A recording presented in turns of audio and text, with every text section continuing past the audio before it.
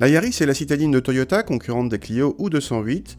La troisième génération, lancée en 2011 en Europe, a eu droit à un restylage en 2014, puis un deuxième début 2017. Au programme, un peu de cosmétique avec une calandre modifiée et une prise d'air avant encore plus grande qu'auparavant, tandis que les feux arrière s'étirent sur le haillon.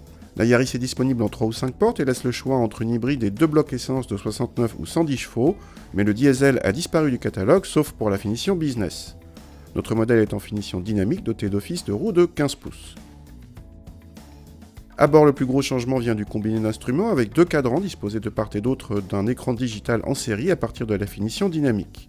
Les habillages évoluent également et notre Yaris avait droit à quelques éléments en plastique moussé sur la planche de bord.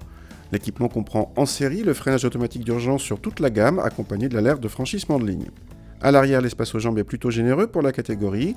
Le coffre en revanche reste en dessous des 300 cm3 selon nos mesures. Les Clio et 208 font bien mieux. Au démarrage, le nouveau bloc 1,5 litre se montre discret. Le couple perché très haut oblige presque à emballer le moteur au démarrage, sous peine d'avoir quelques à-coups, rendant la conduite en ville pas forcément agréable. Sur route, pas de problème à vitesse constante, mais si vous voulez doubler, il vous faudra presque systématiquement rétrograder pour passer au-dessus des 4000 tours. Le trait est accentué par les rapports de boîte très longs, mais heureusement la commande de boîte ne pose pas de problème. Côté châssis, notre Yaris s'est montré un peu ferme, en ville comme sur route, mais tout à fait saine. Ce nouveau moteur qui remplace le 1,33 litre de 100 chevaux précédent ne nous a pas emballé par son agrément, mais il est censé consommer moins.